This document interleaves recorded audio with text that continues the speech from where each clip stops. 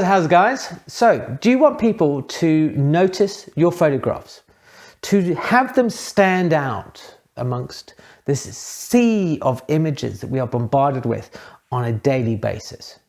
Hopefully the answer is yes, otherwise why would you be watching this video? And to find out how to do this, we can turn to the wisdom, and I'm going to use that word with wisdom because it is, of Seth Godin. He is a very clever marketer, and he has solved photography's problem with getting people to notice your work with a single word. And that word is remarkable. What I thought was we'll go through and we'll look at some of the suggestions he has, some of the viewpoints that he has, and then work them so we can apply them to your own images. Now, I've written them down here because, because why not, right? And he starts off by saying remarkable doesn't mean remarkable to you, the person creating the thing. It means remarkable to me, the viewer. Am I going to make a remark about it? And he finishes here by saying, if not, then you are average, and that average is for losers.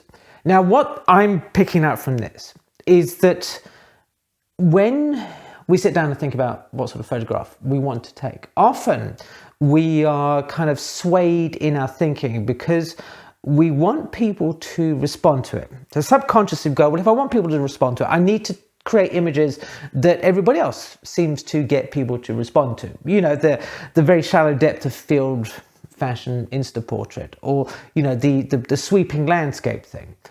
Forgetting often that within ourselves and surrounding us or something, there may be a thing that is completely noteworthy, but that we dismiss. So when I'm scrolling through the feed on Instagram or whatever, or, you know, I'm not really remarking on any of these photographs because I've seen them before. But if something comes along that you've taken that is something, and I'm not going to use the word different because that's a whole different kettle of fish, but if there is something that I find remarkable, you know, then I'm going to comment on it. So I want you to dig down into the things that you find interesting that other people may just dismiss. This one here is a perfect example for photographers. If it's in a manual, if it is the accepted wisdom, if you can find it in a dummy's book, then guess what? It is boring and it is not remarkable. Part of what it takes to do something remarkable is to do something first and best. Roger Bannister was remarkable. He was the first person to run the 4-minute mile. The next guy, the guy who broke Bannister's record, well, he wasn't, right? He was just faster, but that doesn't matter. So I talked about experimentation earlier, about doing things. You know, it's not good enough to be good. Good is the opposite of remarkable. Doing something well, proficiently, is not going to get you anywhere because I'm going to look at it, or, you know, somebody else will look at it and go, well, it's a proficiently made photograph. Okay, so what? But, and while you may have different thoughts about these sort of things, you know, there's been a resurgence over the last sort of decade or so in alternative processes in photography. You know, wet types and, you know, paper negatives and all this kind of stuff where people are experimenting. And to begin with, that becomes remarkable because people are going back and they are rediscovering old approaches, right? Now, there is a whole history of photography to be mined about reinvigorating, or resurrecting, it's probably a better word, right? Processes, ideas, concepts, way of shooting. I remember seeing an article online where this art teacher was waxing lyrical about a student in her class who did Polaroid dye lift, you know, emulsion lifts. Now, this is where you take a 4x5 sheet of Polaroid and you put it in some hot water, and on certain types of film, the emulsion would lift off and you could float it around on some paper or some water and then put it down, and it had these kind of ethereal things. And she carried on like this was some sort of new thing. And you're like, well, hang on, this existed when I was a student and before then. It's not new, but because people were rediscovering these things, then they were getting into this realm of having something new. So I would encourage you to go through, and I mentioned processes a whole bunch here, but go through the history of photography and find ways of doing things. I mean also visually, styles and ideas, and see if you can resurrect them. Now, I mentioned Instagram a lot in this, right? And I'm not an Instagram hater. I'm not, social media sort of hater kind of thing.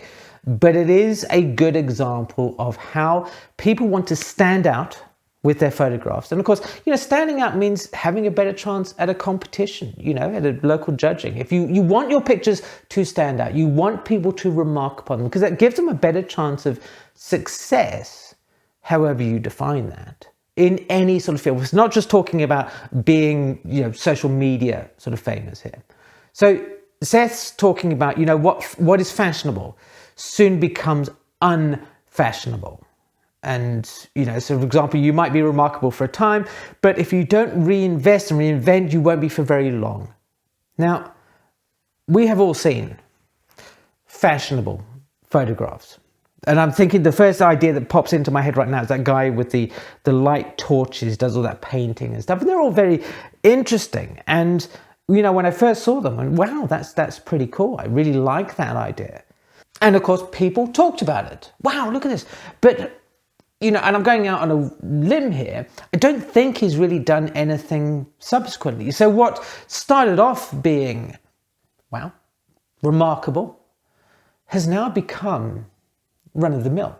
It's become average because it hasn't changed, right? So this is a whole day, great photographers, both professional and amateur, throughout history, have never just stopped and gone, well, I've reached as good a photography as I'm going to do right now. I'm just going to carry on. They experiment, they try out different things, they test different genres. They try to continue to push themselves forward. Take the momentum of being remarkable, of taking that boost that you get from people talking about your work, and use it to drive yourself further down the road. Not everyone is going to appreciate your efforts to be remarkable. In fact, most people don't. So what? Most people are ostriches, head in the sand, unable to help you anyway. Your goal is not to please everyone. Your goal is to please those who actually speak up. Now, this could be a little bit confusing off the top of it. It's like, you've told me not to pander to the masses and stuff like that. Now, we're not talking about pandering to the masses. We're talking about making photographs, making art that speaks to a certain type of person.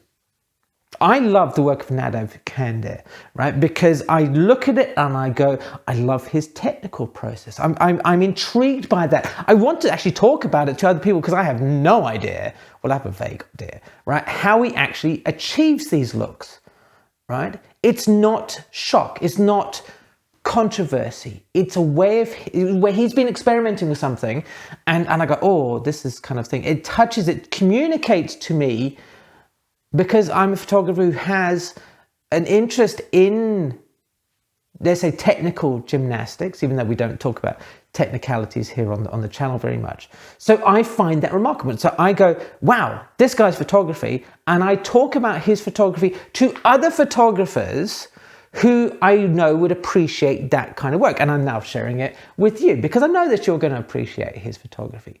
That's what we're talking about. We're talking about making images that speak to people who are going to be enthusiastic about them. Nobody ever got enthusiastic about a perfectly exposed photograph, did they? Right? We were talking earlier about it being in the manual. Take your photographs. Be exceptional with them. Don't let mediocrity and thinking that your photographs are good be the driver behind this idea that that's how you get noticed. I said earlier, the good is the enemy, or is the anti-remarkable.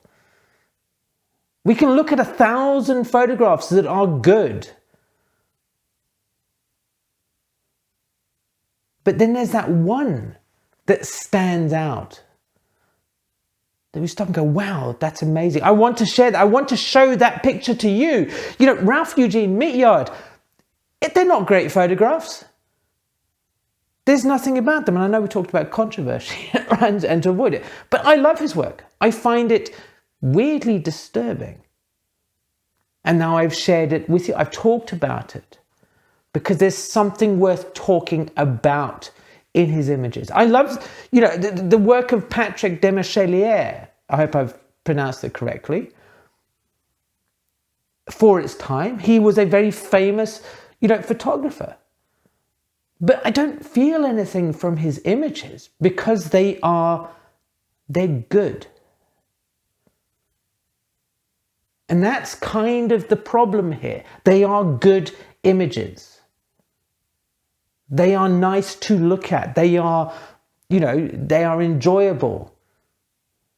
But they don't stand out. I don't want to talk about them in the same way that I want to talk about Sally Moon. Her work is not technically right, but the images are worth talking about because there is something about them that is remarkable for me. So I then share them with other people. Seth says here, if you put it on a t-shirt, would people wear it? Now, there's no use being remarkable at something that people do not care about. Not all people, mind you, but just a few. A few people insanely focused on what you do is far, far better than thousands of people who might be mildly interested. Now that's, I think, the antidote or the solution to this problem with social media that becomes prevalent. People go, I don't want to be super famous. I don't want likes and looks and stuff. And it's all a big con and da-da-da-da. And I agree with you to an extent, right? That it is better to create work that a few people, let's call them true fans, are in raptures about. We're not talking here about creating, you know, accounts that have millions of followers or things of that nature. We're talking about creating photographs that appeal to a core group of people, but so strongly do they appeal to that people that they are just obsessed. You know, my love of Dan Winters is well documented on this channel, and there are loads of other photographers as well whose images I just adore. I can't get enough of them, even though they're not particularly well known, they're not particularly famous. You know, and think about outside of photography, in music, film, you know, books, what have you. You might be a devoted follower of somebody who is not necessarily super famous. And think about why. Why is it that you are drawn to that creator's body of work? If you really want people to see your photographs, then you need to make them remarkable. You need to give them a reason to talk about your work. And to help you tickle their thought processes, I'm going to link to a video here that shows you about the power words that you can use within your photographs to make people feel emotions that you want to feel. Thank you ever so much for watching, and I will see you again soon.